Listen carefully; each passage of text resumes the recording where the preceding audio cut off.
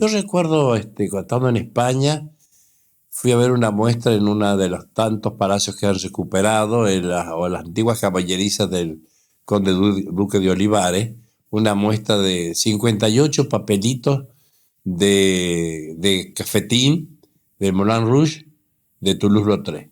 Realmente lloré porque directamente en trocitos de papel alguien ha guardado eso, o los mozos o los dueños del Moulin Rouge. Era maravilloso ver la intimidad, la calidad de eso, pintados con un chiquito de café o a veces una salsa. Bueno, eso es el arte. Eso es el arte. Y se emociona uno y dice, pero por Dios, esta es la vida. Gran maestro, maestro de maestros, extraordinario artista plástico. Y bueno, yo lo conocí siendo muy joven, yo tendría 15, 16 años, en el Instituto Superior de Artes, donde yo cursaba la carrera de maestros de dibujo. Ingresé a la Facultad de Artes, ahí lo conocí a Polo.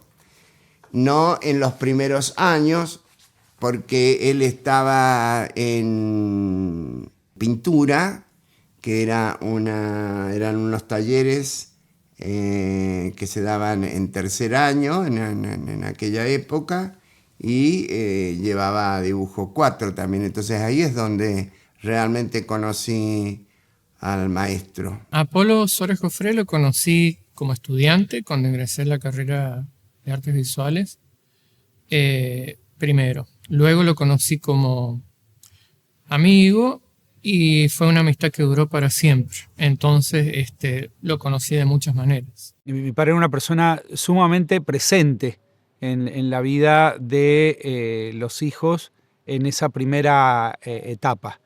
Intentando que habláramos, que tuviéramos opinión, siempre eso, con un enorme afecto, con un enorme acompañamiento, con una enorme presencia.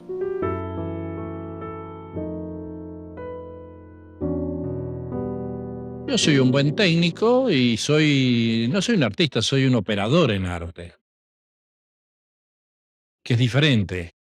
Yo opero, yo manejo cosas, así que no tengo leyes específicas, ninguna obligación de pintar. Hago lo que quiero, no respondo a modas, pinto lo que se me da la gana porque pinto por placer. Yo lo definiría como una persona apasionada y con el sentido spinoziano de la palabra pasión, como de pasión alegre, que le daba una pasión que le daba el mundo en sí y el dibujo, la pintura. Era un intelectual libre, para nada estructurado.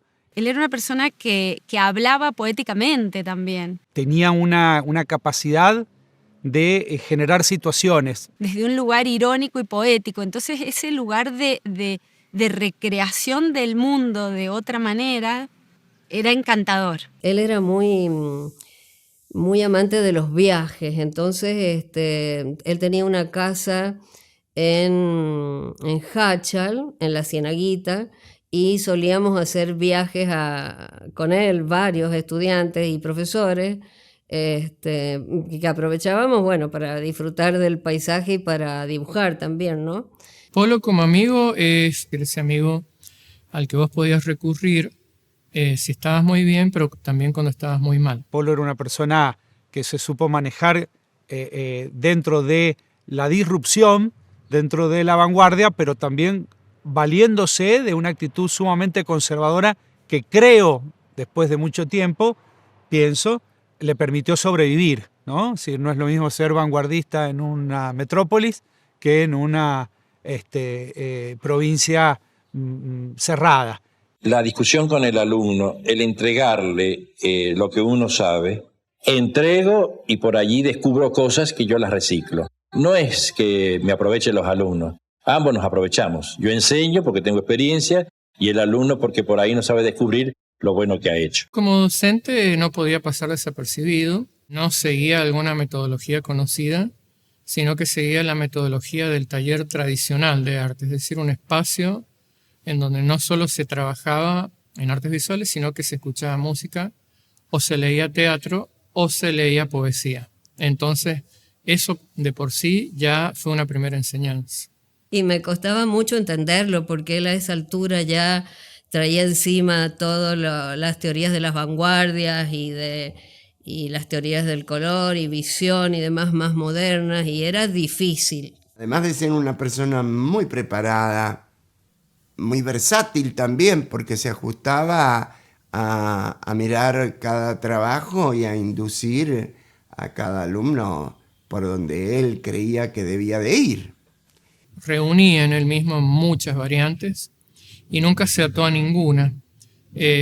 Amaba él el dibujo lineal por sobre todas las cosas y dibujar absolutamente todos los días y si era posible todas las horas. Y además eso lo iba derivando él a otras técnicas, a algunas extrañas para la época, como textilería. Era un hombre que tenía un telar y tejía ahí sus obras, o lacas, que es una técnica absolutamente oriental, y por supuesto las técnicas de pintura occidental como la acuarela, las tintas, el wash y el óleo. Él sabía inducir muy bien a cómo trabajar. Era difícil entenderlo al principio. Las acciones de Polo han sido fundamentales para el desarrollo del arte en la provincia, sobre todo en aquello que respecta al logro de la sistematización de la enseñanza del arte en San Juan, por lo cual muchos, incluso él, habían peleado por años. Aquí había un grupo de pioneros donde estaba Federico Blanco, Suárez Jofré, José María Pineda, y eran tipos muy vitales, ¿no? Y ellos estaban construyendo eso. Hizo una gran apertura, digamos, de caminos a los que hemos sido sus discípulos. No se daba como algo de excepcionales, éramos tipos que ingresábamos ahí a hacer estas gracias, estos oficios, y con curiosidad, porque eran muy enterados de recursos. Yo ya les conocía desde antes, por las escuelas, eran profesores de dibujo. Había introducido toda la modernidad en San Juan, todo lo nuevo del arte, llegar a compartir ese taller que lo disfrutábamos, pero a su vez era todo nuevo para nuestro enfrentarnos al modelo, a una postura nueva de vida, a unas mentes mucho más amplias. Todo nos resultaba impactante. Fue mi profesor de pintura, pero a su vez establecimos una relación personal de contactos de muchos puntos de vista muy similares y con un humor que fue captado y receptado, ese humor que lo caracterizaba y que hacía tan amena las clases. Dibujar por dibujar, pintar por pintar. Yo digo, es un hecho de una voluntad. Con eso uno se levanta y con eso uno se acuesta, con esa voluntad de hacer algo. Destacaría la totalidad de su obra porque pienso que la obra de Polo no se compone de grandes obras, sino de una sucesión y un discurso permanente acerca de lo que significa representar el mundo a través de las artes visuales. Por lo tanto, no puedes cortar su obra en ningún momento determinado. Desde los temas más sencillos, como una naturaleza muerta o una flor, hasta los más complejos, cargados de contenido político o erótico inclusive, por lo cual fue censurado un par de veces, terroríficos, no sé, literarios, todo tipo de temas, y eso lo hace un gran artista, ¿no? Uno de los más grandes, si no el más grande del siglo XX, de San Juan. La muestra de teatro de papel supone para mí varias cosas, entre otras, uno de mis primeros trabajos como curador. Casi me inicié con esa muestra y la de Pepe Vilanova, que fue otra gran muestra, en el Centro Cultural Contegrán. Y la muestra, yo la llamé teatro de papel porque para mí era como exactamente lo que hacen algunos pequeños teatros ambulantes en Oriente, que es representar la totalidad del mundo a través de figuritas de papel. Es decir, con el mínimo recurso, ni más ni menos que representar la totalidad del universo conocido. De alguna manera, la obra de Polo, que abarcaba desde naturalezas muertas a flores, desde paisajes retratos, desde citas a pinturas muy famosas, a géneros incluso nuevos, en donde él mezclaba geometría con algo figurativo, representaba ese concepto. Así que Fue una gran muestra y creo que para él fue una sorpresa encontrarse con muchas de sus obras juntas, reunidas en un solo espacio. Una obra que siempre me pareció impactante, creo que es la palabra, es el matrimonio Arnolfini, que es un matrimonio medieval. Él los expone como con algunos rasgos de ropas de casados, pero mayormente como despojados y desvencijados y entre desnudos. Y hay una enorme ironía y una enorme contradicción. Creo que nunca le pregunté, porque nunca hablábamos en esos términos, qué quisiste decir con esta obra. En mi casa nunca se habló en esos términos, de qué quiere decir esta obra. Una obra es lo que es. Entonces siempre leía ahí, no sé, cierta crítica a la convencionalidad del matrimonio. Hay algo ahí del modo de la obra que implica un torcimiento, una ironía, una mirada desde otro lugar. Hay un óleo grande de él, y entre las cosas que esconde un pequeño autorretrato, y ese trabajo no proviene de la infancia, es de los años 90, pero sin lugar a dudas es el que a mí más me atrae, en tanto que tiene una capacidad de reproducirse y de generar nuevas imágenes que, insisto, se continúan y sabemos que se van a continuar porque seguimos descubriendo elementos. Por ejemplo, este mural trata de reflejar la interacción entre las artes de muchas maneras posibles, pero también tiene algo muy interesante, y es esta cultura de alguna forma del neobarroco de Polo, es decir, la cuestión de llenar absolutamente toda la superficie pictórica y jamás dejar que el vacío opere allí de modo discursivo, sino como en el arte que él admiraba, en todos estos barrocos, que tanto los silencios como los llenos, las pausas como las continuaciones, nos digan algo acerca de esto. Fue el creador del escudo de la universidad, que todavía se utiliza. Eso lo hizo en el año 74 o 73. Sigue siendo un símbolo muy moderno, a pesar de que ya tiene unos cuantos años. Es de esperar que la universidad lo siga utilizando siempre, porque no solo es visualmente interesante, sino que está hecho por un gran maestro. Polo tenía una posición muy particular como artista y como maestro.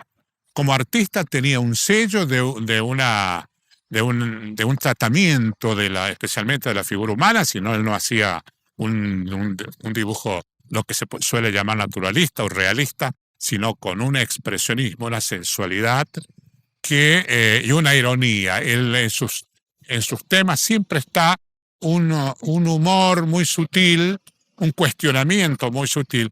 Él era un vicioso de la figura humana, y yo también. En realidad siempre fui muy figurativo y nunca pude escaparme mucho de eso. Entonces ahí teníamos un encuentro que nos unía, digamos, un vicio que nos unía, que era el dibujar la figura humana, ¿no? Con modelo en vivo. Polo era un provocador en una manera sumamente negociada con un mundo cerrado, una sociedad poco permeable a las disrupciones, y él fue un provocador. Hacíamos sesiones bastante largas en la tarde, pero de dibujos muy ágiles, muy rápidos, ¿no? Él decía que eran dibujos de alto voltaje porque la mayoría de las láminas y de la temática tenía que ver con relaciones íntimas entre parejas. Él negociaba, ¿no? Es decir, tenía unas temáticas convencionales y temáticas absolutamente disruptivas, es decir, dibujar desnudos, dibujar erotismo, dibujar sexo explícito en un plano asociado a la belleza o a la interpelación. Yo crecí con esa sensación de alguien que hacía algo maravilloso, que tenía que ver con el mundo, pero que tenía otro otro efecto finalmente, ¿no? En la pintura, en el dibujo.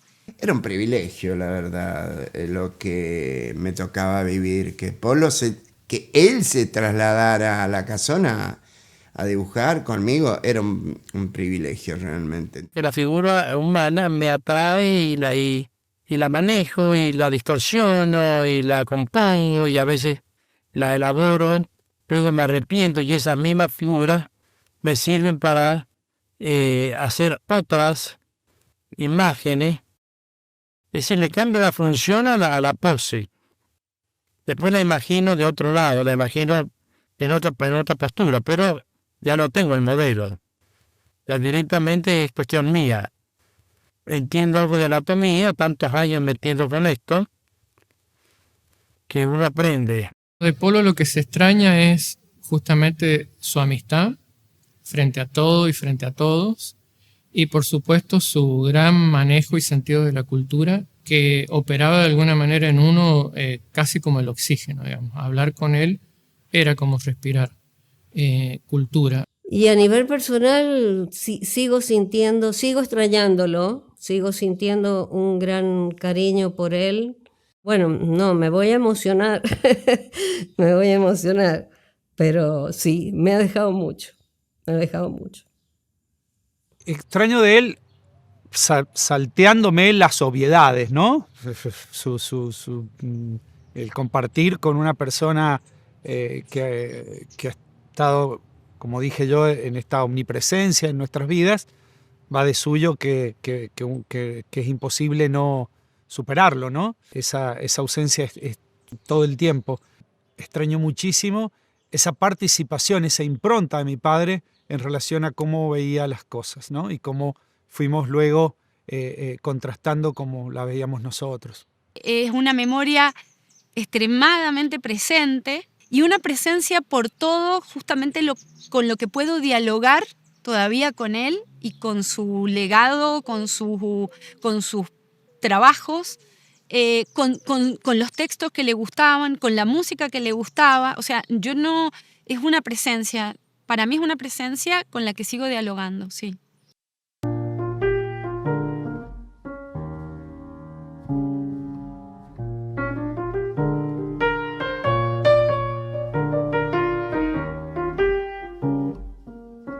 Recuerdo el mito del topo. El topo siempre cava galerías más profundas. Busca la oscuridad.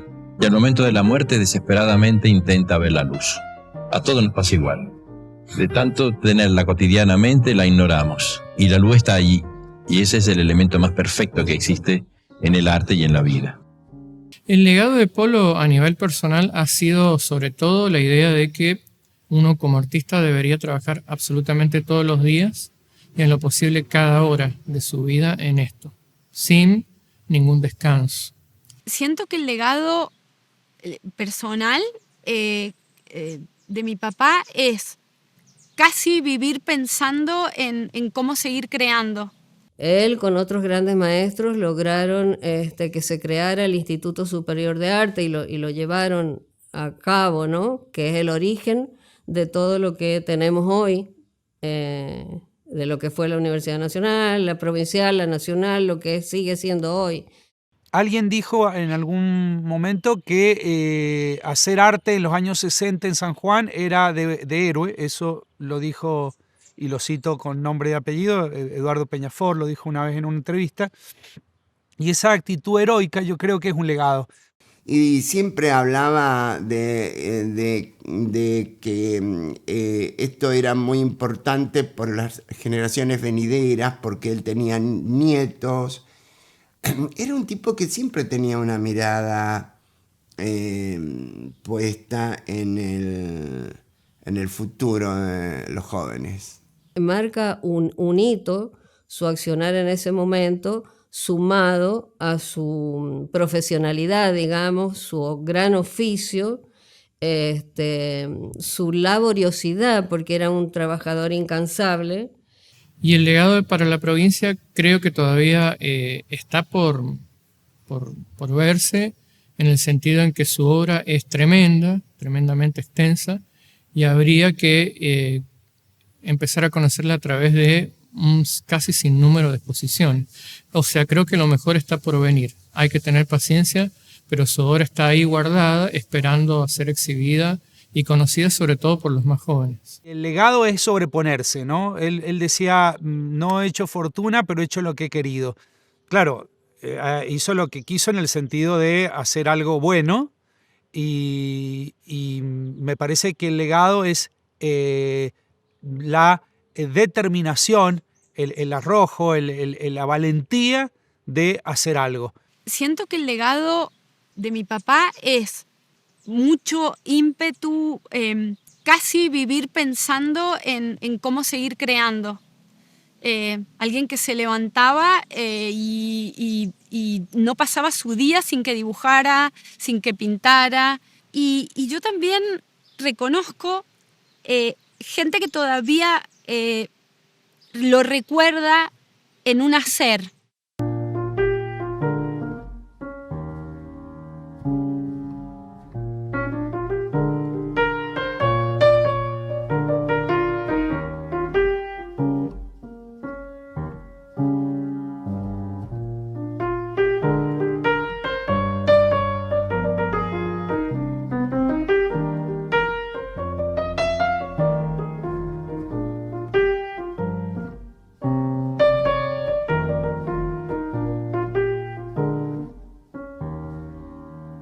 Hay gente que cree que el triunfo es vender, hacer guita. No, para mí la gloria es haber hecho lo que se me da la gana.